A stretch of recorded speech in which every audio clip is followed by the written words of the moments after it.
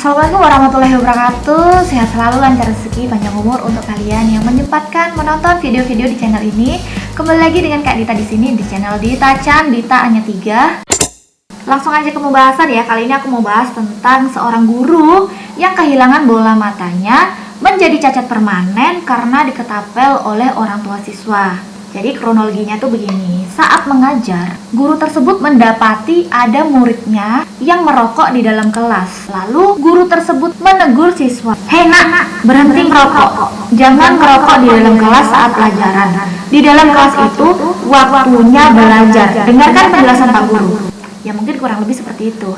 Lalu siswa ini merasa emosi, kalap. Akhirnya ketika pulang sekolah, siswa ini melapor ke orang tuanya, ke ayahnya, kalau tadi di sekolah dia ditegur oleh gurunya. Orang tuanya ini pun ikutan marah, ikutan kalap, kayak ngerasa nggak terima kalau anaknya ini ditegur membabi buta, peringatkan gurunya dengan keras. Alhasil, orang tua siswa ini keesokan harinya itu datang ke sekolahan dan mengetapel guru tersebut. Dan dengan sengaja, biji ketapel itu mendarat di mata beliau ini, Pak Guru. Akhirnya terjadi pendarahan dan Pak Guru pun dilarikan ke rumah sakit. Ternyata bola matanya rusak dan pecah dan mengharuskan untuk diambil supaya tidak terinfeksi dan menyebar di sekitaran otaknya. Akhirnya Pak Guru pun harus menelan pil pahit kalau dia kehilangan mata secara permanen.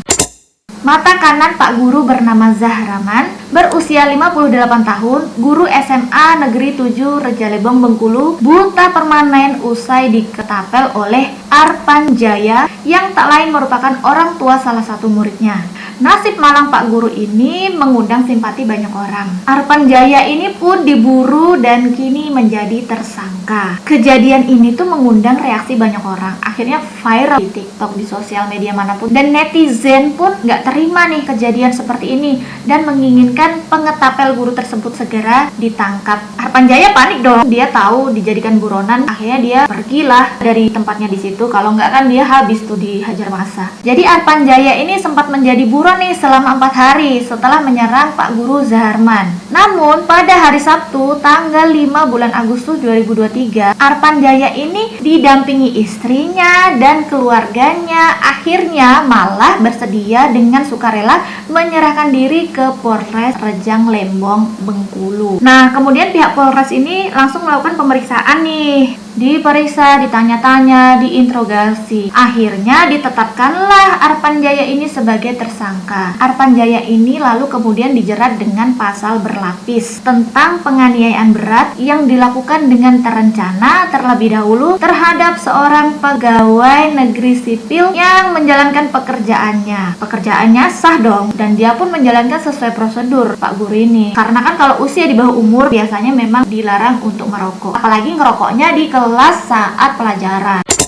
Arpan Jaya ini dijerat dengan pasal 356 ayat 2 KUH Pidana junto pasal 355 ayat 1 KUH Pidana subsidiar pasal 354 ayat 1 KUH Pidana subsidiar pasal 353 ayat 1 dan ayat 2 KUH Pidana subsidiar 351 dan ayat 2 KUH Pidana dengan hukuman penjara paling lama 16 tahun. Pasalnya banyak, aku pun belibet nih lidahku nyebutin pasal-pasalnya ini. Intinya dia dihukum 16 tahun penjara. Si Arpan Jaya ini ternyata emosi kalau anaknya ini ditendang oleh korban. Kepada penyidik, Arpan Jaya ini mengaku menyerang Zaharman lantaran emosi setelah sang anak mengadu telah ditendang lantaran ketahuan merokok di lingkungan sekolah. Namun Arpan Jaya ini tidak berniat membidik mata Pak Guru Zaharman, dan hasilnya begitu mata Pak Zaharman mengeluarkan darah, Arpan Jaya ini panik lalu dengan cepat melarikan diri dari tempat kejadian. Dan ternyata pelaku ini, keluarga pelaku melaporkan Pak Zaharman pada Kamis 3 Agustus 2023. Mereka menuding Pak Zaharman telah melakukan kekerasan dalam bentuk tendangan ke kepala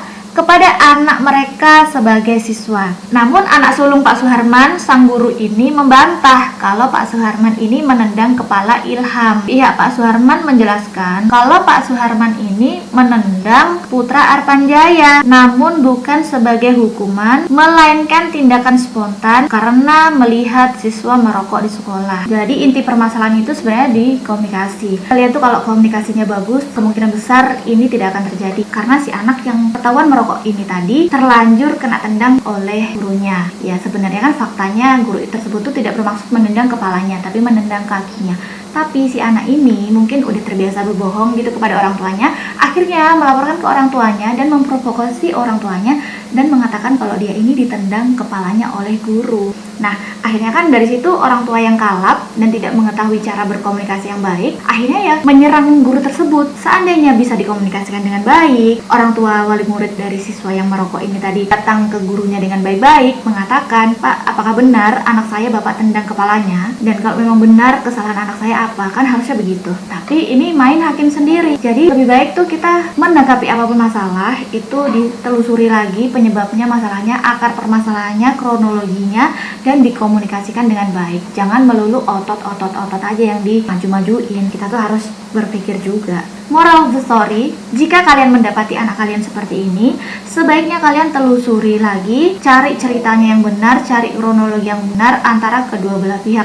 Anak kalian pertemukan dengan guru dan menceritakan kronologinya secara detail sehingga tidak terjadi main hakim sendiri seperti saat ini. Kita ini udah hidup di tahun 2023 yang katanya orang adalah zaman modern, yang bentar lagi aja ada AI itu muncul. Harusnya hal seperti ini tuh jangan terjadi lagi. Terus kalian para orang tua, kalau menyerahkan anak kalian di sekolah, sebaiknya kalian mempercayakan anak kalian kepada gurunya selagi guru tersebut amanah dan mengajarnya sesuai prosedur dan demi kebaikan anak tersebut. Kalau kalian nggak mau anaknya ditegur, sebaiknya kalian jangan sekolahkan anak kalian, homeschooling aja biar gak berinteraksi. Dan end of story, terima kasih udah nonton video-video di channel ini. Wassalamualaikum warahmatullahi wabarakatuh.